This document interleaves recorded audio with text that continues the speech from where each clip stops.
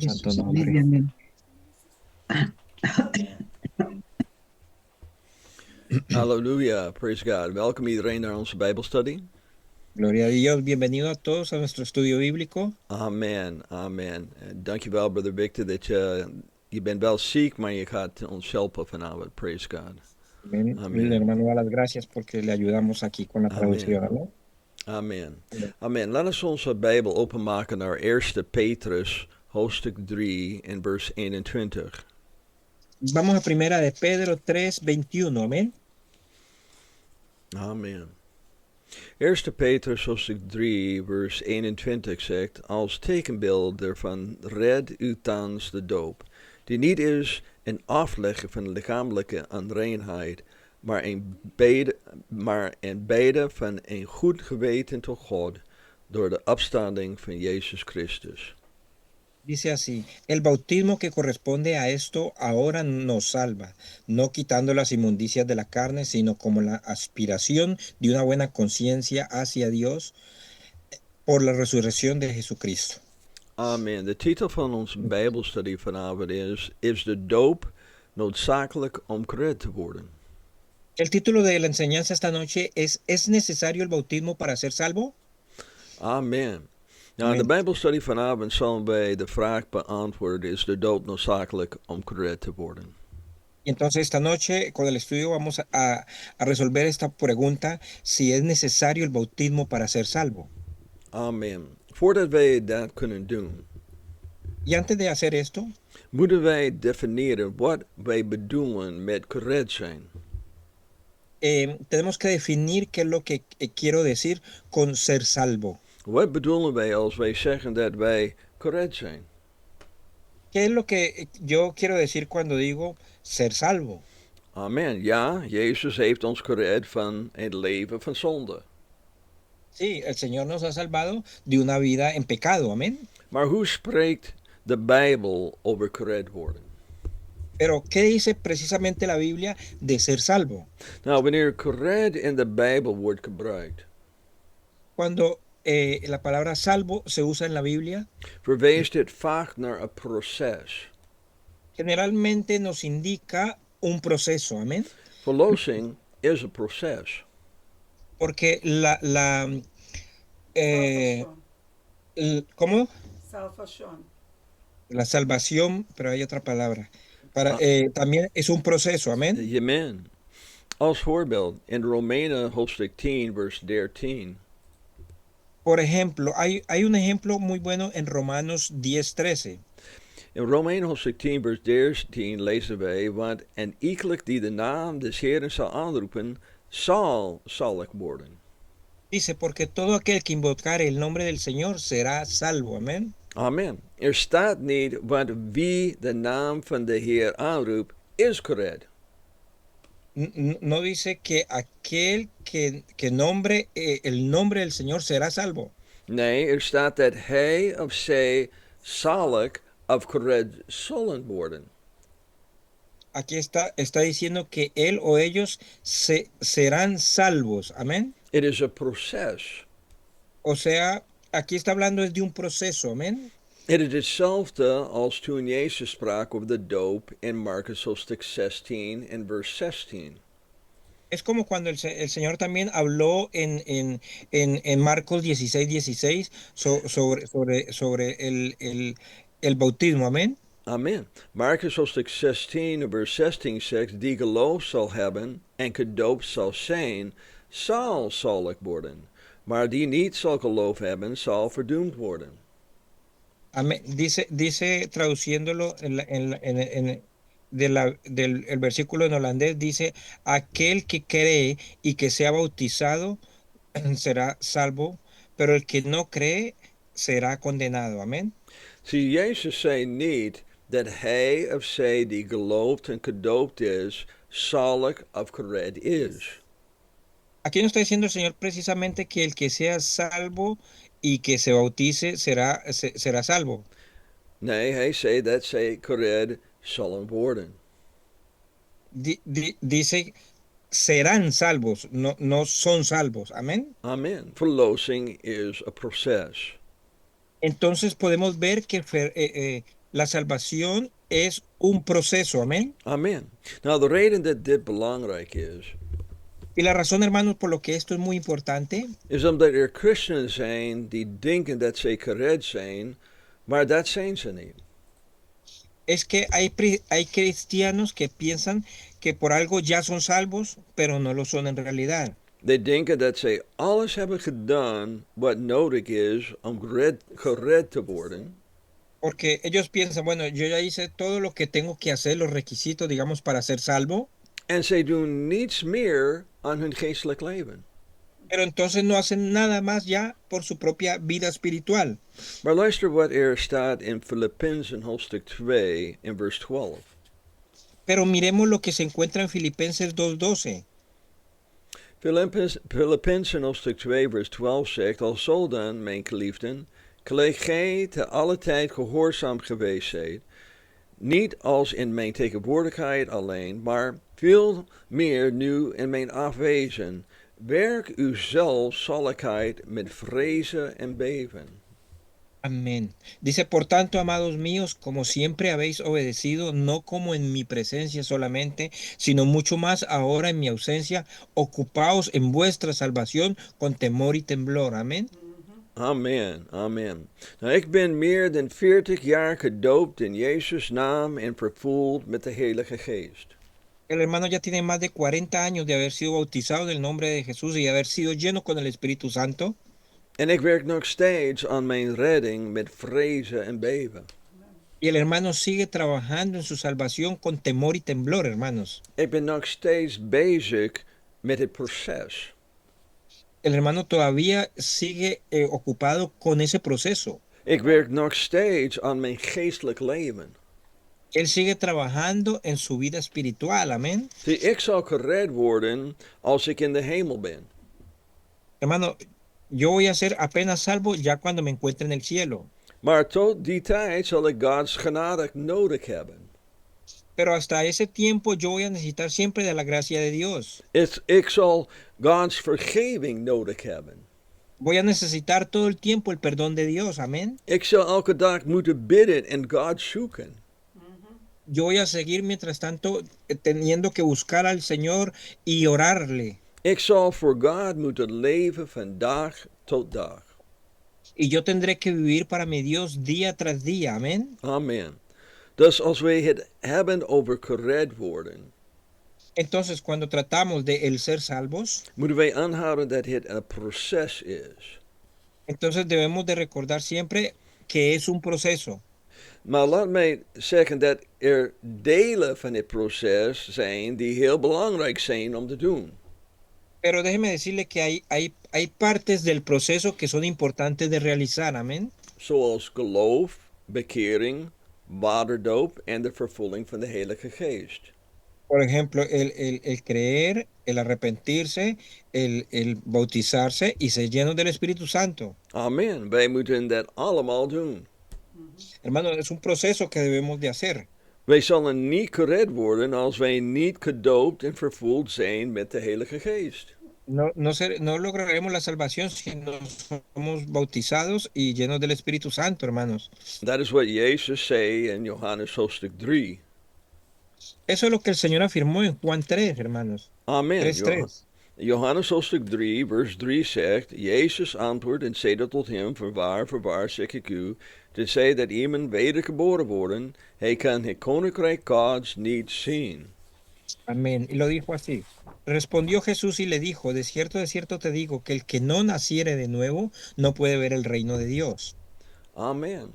Jezus zei dat u het koninkrijk van God niet kunt zien, tenzij u opnieuw geboren bent.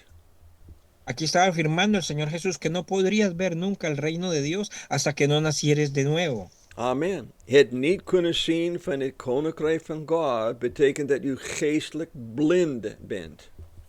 Entonces, el no poder ver ese reino de Dios significa que tú estás todavía ciego. Amen. Mensen die niet opnieuw geboren zijn, zijn geestelijk blind. O sea, aquel que no ha nacido de nuevo podemos decir que es espiritualmente ciego. Amen. Wanneer wij zijn gedoopt in water en gevuld met de Heilige Geest, worden Pero onze ogen geopend. Pero cuando nosotros ya hemos sido bautizados en el nombre de Jesús, llenos de su Espíritu Santo, entonces nuestros ojos allí ya han sido abiertos. Amén. We kunnen geestelijke dingen beter begrijpen. Y por eso ya podremos entender cosas espirituales mejor. Amén. Het woord van God wordt meer duidelijker. Porque la palabra de Dios se nos hace de esta manera más clara. Daarom is de waterdoop en de vervulling met de Heilige Geest belangrijk, praise God. Por eso es que el bautismo en agua y la llenura del Espíritu Santo es tan importante, hermanos. So, wat betekent het om opnieuw geboren te worden? Entonces, ¿qué significa el nacer de nuevo? Jezus beantwoordde die vraag ook in Johannes hoofdstuk 3 en vers 5. El Señor también respondió esa pregunta en el mismo libro de Juan, el capítulo 3, pero el versículo ya 5. Johannes 3 vers 5 zegt, Jezus antwoordde, voorwaar zeg ik u, zo iemand niet geboren worden uit water en geest, hij kan het koninkrijk Gods niet ingaan. Dice, de cierto te digo que el que no naciere de agua y del Espíritu no puede entrar en el reino de Dios. Amen. Geboren worden uit water en geboren uit de geest is opnieuw geboren worden. Entonces, nacer en el agua y nacer en el Espíritu, eso es nacer de nuevo. Amén. Amen. Geboren worden uit water betekent gedoopt worden in Jezus' naam. Entonces, nacer en el agua significa el bautismo en el nombre de Jesús. Amen. En geboren worden uit de geest is gedoopt worden in de Heilige Geest. Y nacer en el Espíritu significa bautizarse en el Espíritu, ser bautizado en el Espíritu. Maar dit is alleen één deel van wat het is om gered te zijn. Pero esto es solamente una parte de lo que incluye ser realmente salvo. Amén. Als voorbeeld, als u niet bekeert van uw zonde en u niet in Jezus gelooft, Por ejemplo, si tú no te has arrepentido, hermano, de tus pecados y no pones tu fe en el Señor, heeft het geen zin om gedoopt te worden. entonces no tendría sentido el bautizarse. Amén. U moet bekeren van je zonde en geloof hebben om gered te worden. Debes de arrepentirte de tus pecados y creer para ser salvo. Amén. Amen. Praise God. So waarom zijn wij gedoopt? Y entonces, ¿por qué nosotros nos bautizamos? Wij zijn gedoopt voor de vergeving van zonde. Fuimos bautizados primero para el perdón de nuestros pecados. Amén. Amen. Laten we kijken naar Handeling hoofdstuk 2 en vers 38. Miremos el conocido texto Hechos 2:38. Amén. Handeling hoofdstuk 2 vers 38 zegt, en Petrus zeide tot hen, bekeert u, en in iegelijk van u worden gedoopt in de naam van Jezus Christus, tot vergeving der zonde. En gij zult de gave des Heilige Geestes ontvangen. Pedro les dijo, arrepentíos y bautícese cada uno de vosotros en el nombre de Jesús para perdón de los pecados y recibiréis el don del Espíritu Santo. Nou, het zegt het heel duidelijk dat de reden waarom wij gedoopt worden is voor de vergeving van zonde. Aquí dice muy claramente que la razón por la que nosotros somos bautizados es para el perdón de los pecados. Amén. Maar zijn mensen die niet in de noodzaak van de doop geloven. Pero hay personas que no creen en la necesidad del bautismo. Amén. En zij proberen te veranderen wat de Bijbel hier zegt in Handeling 2 en vers 38. Y entonces intentan de cambiar lo que quiere decir la palabra aquí en Hechos 2:38. Zie, they zeggen dat de echte betekenis wat hier wordt gezegd. Dicen que el verdadero significado que aquí quiere decir Is dat wij worden niet gedoopt voor de vergeving van zonde. es de que nosotros no somos bautizados por el perdón de pecados. De reden daarvoor is dat they zeggen, onze zonden zijn al vergeven. Y la razón por la que dicen ellos es que porque nuestros pecados ya han sido perdonados. En daarom, they geloven niet dat Handeling hoofdstuk 2 vers 38 is voor de vergeving van je zonde. Y por eso no creen que precisamente el texto de Hechos 2:38 es solo para el perdón de los pecados. Maar dit zijn ook dezelfde mensen die beweren dat de doop moet plaatsvinden in de titels Vader, Zoon en Heilige Geest.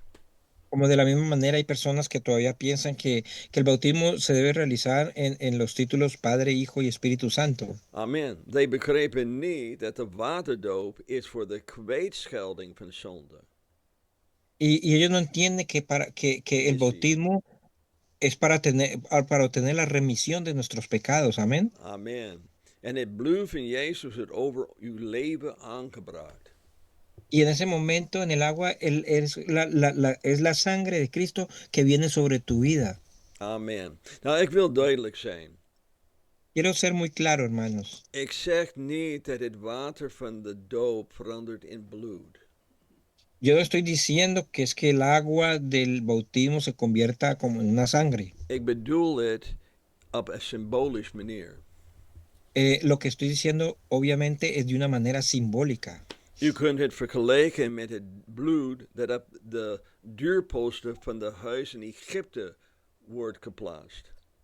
Tú lo puedes comparar, por ejemplo, como cuando se untaron los tinteles de las puertas en Egipto con la sangre de un cordero. Op dezelfde manier wordt het bloed van Jezus aangebracht op de deurpost van ons hart.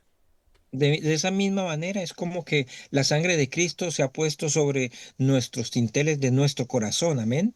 Amen. En een andere fout die zij maken is dat er staat dat het voor de vergeving van zonde is.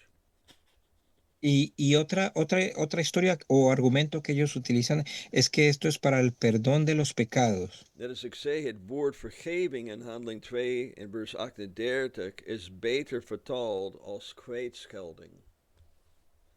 Pero les digo que la palabra de perdón que se utiliza en Hechos 2:38 es mejor utilizar la palabra remisión. Ja, remission. Amen. Praise God. Onze zonden worden kwijtgescholden door het bloed van Jezus. Porque nosotros obtenemos una remisión de nuestros pecados por medio de la sangre de Jesús. Amen. De Bijbel zegt in Hebreeën hoofdstuk 9 in vers 22. La Biblia dice en Hebreos 9:22, amén. Hebreeën hoofdstuk 9 vers 22. En alle dingen worden bijna door bloed gereinigd naar de wet. En zonder bloedstorting geschiedt geen vergeving of kwijtschelding. Dice, casi todo es purificado según la ley con sangre y sin derramamiento de sangre no se hace remisión. Amen. In Spaans is het remission. En in Nederlands is het vergeving. En in Engels het zegt ook remission. Amen. Amen. Vemos como Praise God. en holandés se habla de perdón, pero en la versión en español como en inglés se dice remisión. Nou, er is een verschil tussen vergeving en kwijtschelding. Y cuidado porque sí que hay una diferencia entre perdón y remisión, amén. God kan u vergeven als u hem vraagt om u te vergeven. Porque Dios te puede perdonar si tú le pides a Él un perdón, amén. Amen. Maar u moet nog steeds een bloedoffer hebben voor die vergeving die u vraagt. Pero de todas formas siempre se necesita la sangre para hacer ese perdón o esa remisión a la que tú estás pidiendo. En Jezus heeft zijn bloed voor ons vergoten aan het kruis. Halleluja. Y el Señor derramó toda su sangre allá en la cruz por nosotros. En wij ontvangen dat offer wanneer wij de naam van Jezus aannemen in de waterdoop. Y nosotros recibimos el sacrificio cuando nosotros nos bautizamos en el nombre de Jesús, amén, cuando se invoca su nombre. Amen. Wanneer wij God om vergeving vragen, Cuando nosotros mismos le pedimos a nuestro Dios por ese perdón, vergeeft hij ons en het bloed van Jezus dat op ons leven is aangebracht, wast onze zonde weg. le pedimos al Señor perdón y esa sangre, o sea, el agua que viene sobre nuestras vidas, esa es la que nos limpia nuestros pecados, amén. Amen. Let us lezen wat Paulus schreef in Handeling hoofdstuk 22 vers 16. Volvamos a Hechos, pero capítulo 22, versículo 16. Amen. Handeling hoofdstuk 22 vers 16. En nu, wat vertroeft gij? Sta op en laat u dopen en uw zonde afwassen, aanroepende de naam des Heeren. Dice, ahora pues, ¿qué te detienes? Levántate y bautízate y lava tus pecados invocando su nombre. Amen. In deze Amén. vers vertelde Ananias aan Paulus dat hij gedoopt moet worden en zijn zonde wegwassen. Aquí está en este versículo, Ananías le dice a Pablo que él tenía que bautizarse y de esa manera ser lavados sus pecados. Amén. Nou, de mensen dat geloven dat de waterdoop is niet voor de vergeving van zonde. Hay personas que creen que el bautismo en agua no es para el perdón de pecados. Ik wil hun vragen dan, waarom heeft Paulus de waterdoop gedaan? Pero entonces quiero preguntarles, entonces, ¿por qué hizo Pablo también el bautismo? Se bautizó. Als de waterdoop alleen voor zonden die al vergeven zijn, Si el bautismo es solamente para pecados que ya han sido perdonados, waarom moest Paulus zijn zonde wegwassen worden? ¿por qué entonces era necesario que Pablo lavase sus pecados? Amén. Amen. Waarom moet Paulus' zonde weggewassen worden? ¿Por qué tenía que él quitar su pecado, el apóstol Pablo? Omdat de waterdoop is voor de kwijtschelding van zonde. Porque el agua del bautismo es para la remisión de los pecados, amén, En niet voor de vergeving van zonde. y no para el perdón del pecado. Amen. Amen. Amén. Onze zonden zijn kwijtgescholden wanneer wij zijn gedoopt in Jezus' naam. Porque nuestros pecados han tenido una remisión cuando nos bautizamos en el nombre de Jesús. Amén. Amen. Ik wil praten over het bloed van Christus en de waterdoop. Dat is ook belangrijk. Quiero hablar sobre la sangre de Cristo y el agua del bautismo. Amen. Amen.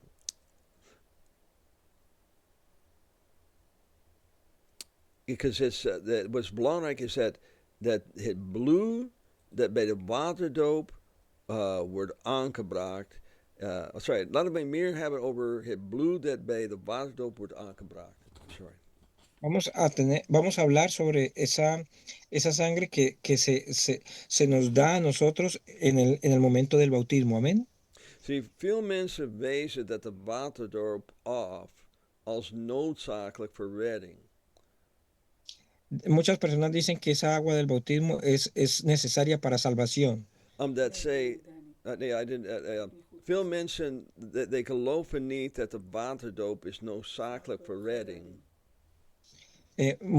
Muchas personas piensan que esta agua es necesaria para la salvación. Amén. Omdat zij de verbinding tussen het water dat bij de doop wordt gebruikt Porque ellos hacen una conexión entre esa agua que se utiliza durante el bautismo en het bloed van Christus. y la sangre de Cristo. Amen. Om de verbinding tussen het water en het bloed van Christus te zien. Y para poder ver bien esa conexión entre el agua y la sangre de Cristo, Moeten wij teruggaan naar Jezus' woorden toen hij het avondmaal instelde. tenemos que regresar a lo que dijo el Señor cuando Él estaba estableciendo la Santa Cena. Zie, de schriftgedeelte vertelt ons waarom Christus zijn bloed heeft vergoten. Porque este texto nos señala a nosotros de cuando el Señor había derramado su sangre o iba a derramar su sangre. Jezus zegt dat het was voor de vergeving van zonde.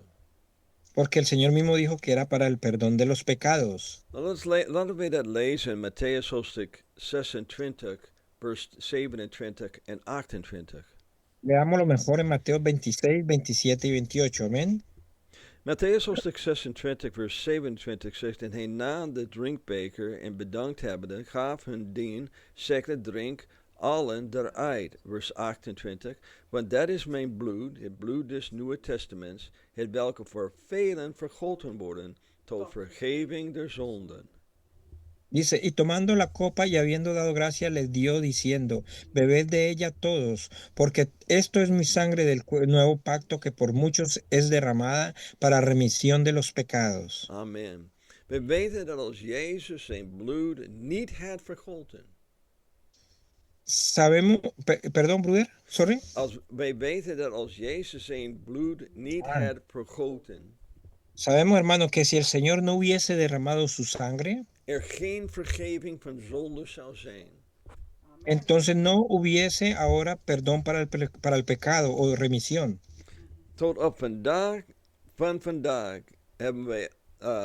hebben alle zondaars het bloed van Christus nodig om vergeven te worden voor hun zonde.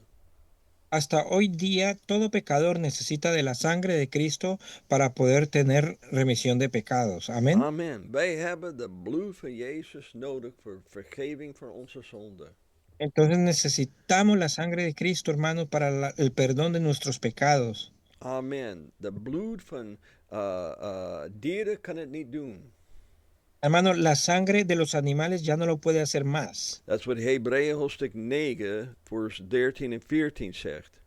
Eso es lo que nos afirma en la carta a Hebreos en el capítulo 9, versículos 13 y 14. Want indien het bloed, de stieren en bokken en de aas der jonge koe besprinkelde de aanreine, het heilig tot en reinigheid des vleeses. Vers 14, hoeveel te meer zal het bloed van Christus, die door den eeuwige geest zichzelf van God onstraffelijk opgeofferd heeft, uw geweten reinigen van dode werken, om de levende God te dienen.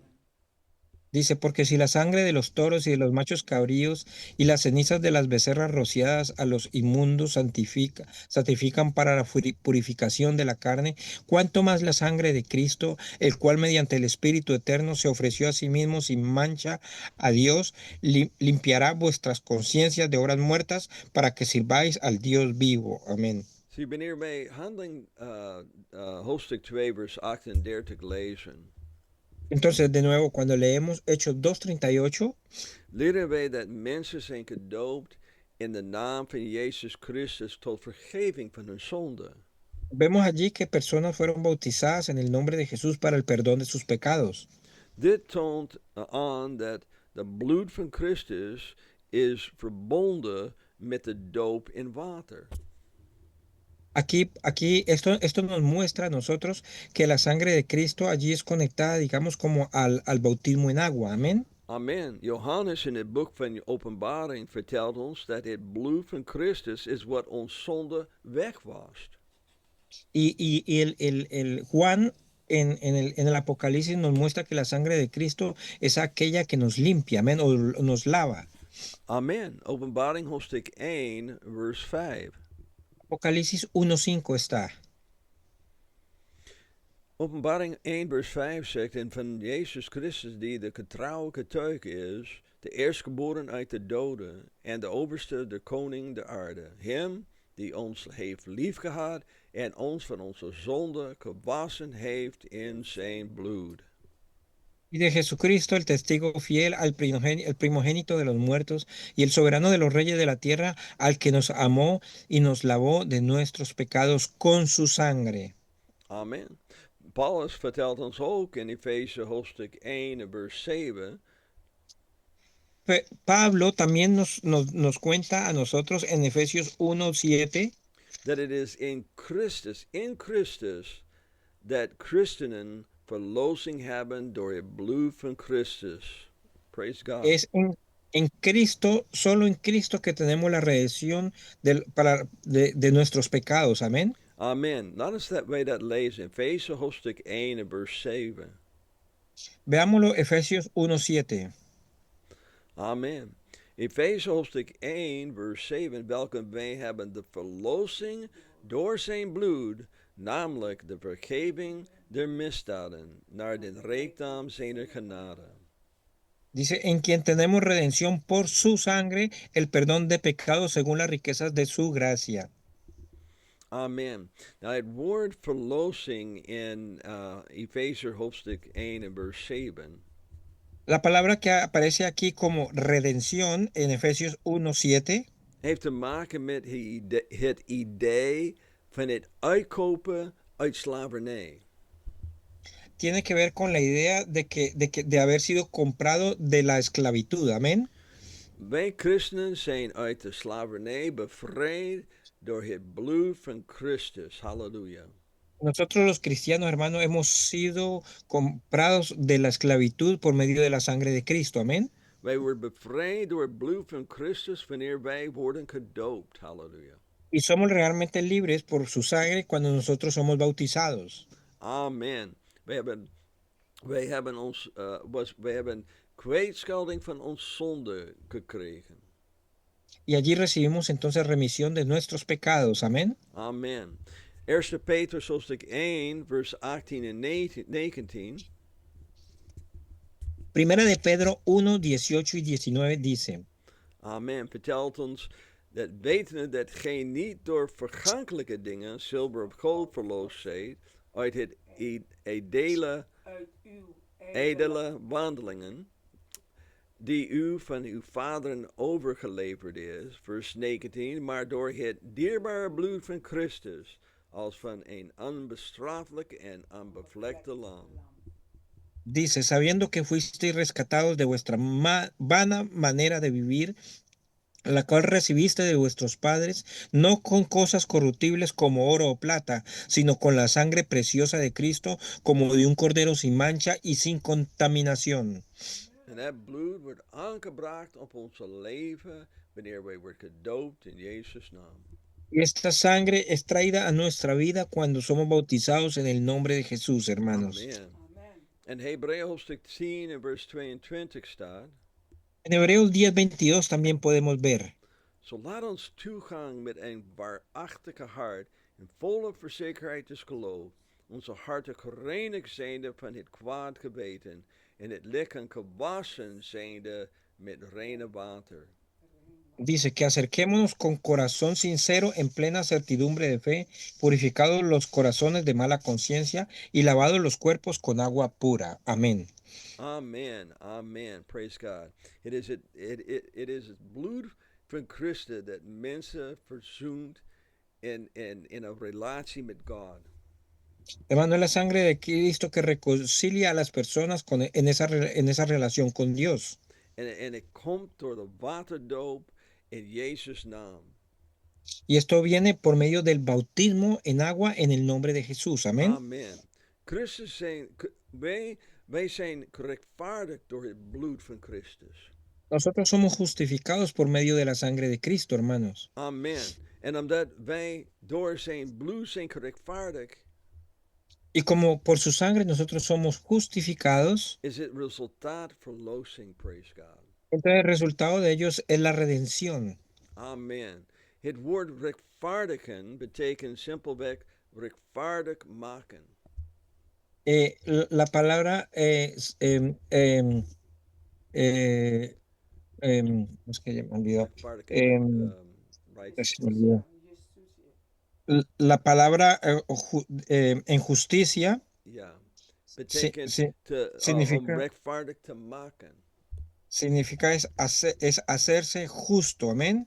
Justificar, la palabra justificado, Recht zijn voor justificado. God. La palabra es justificado. La palabra justificado significa estar recto ante Dios, amén. Amen. Alsof men nooit heeft gezondigd. Es como si nunca se hubiese pecado, amén.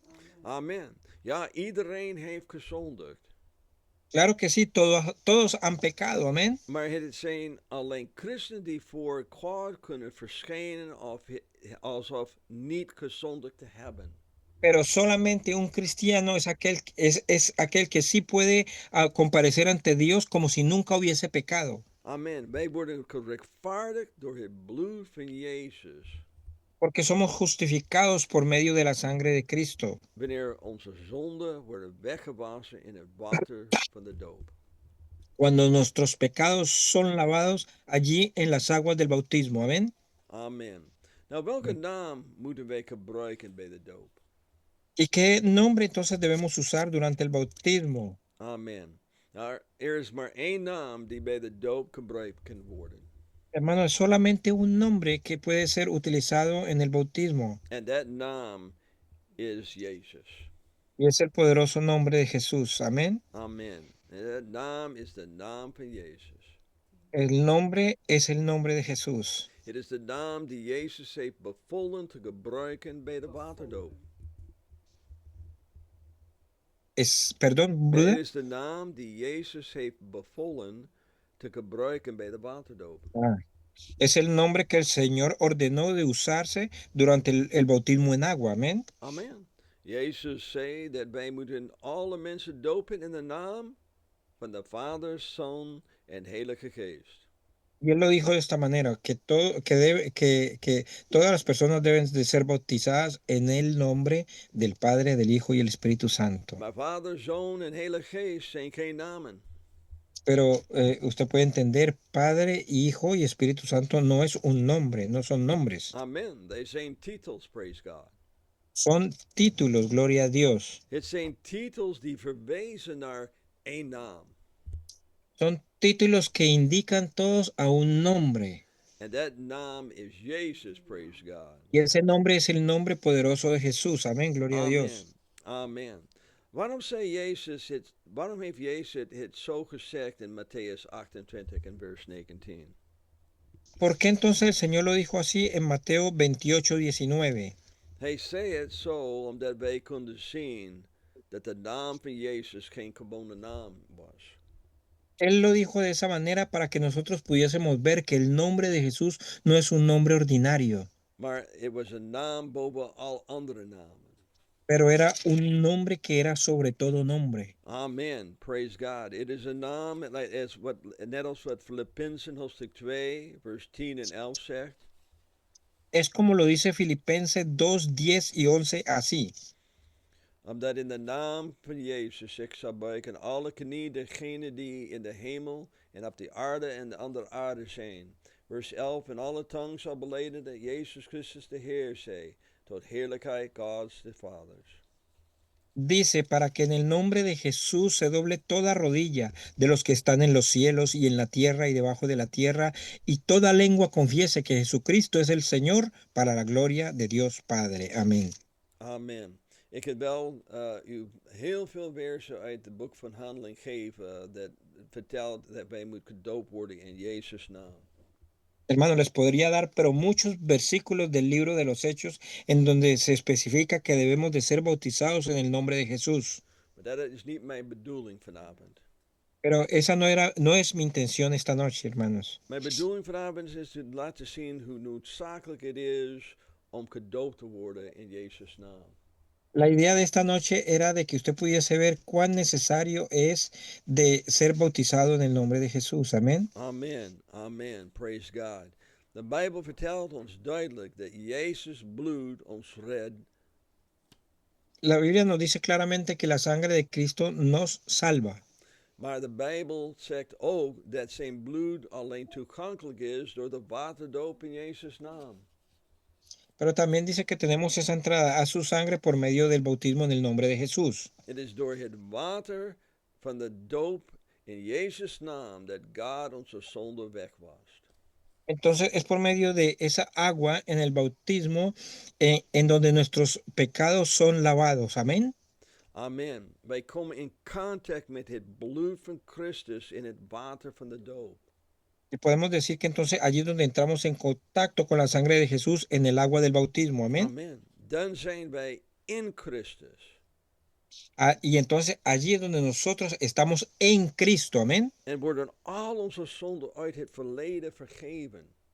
Y allí es donde todos nuestros pecados de todo nuestro pasado son perdonados. En wij ontvangen een nieuwe leven, praise God.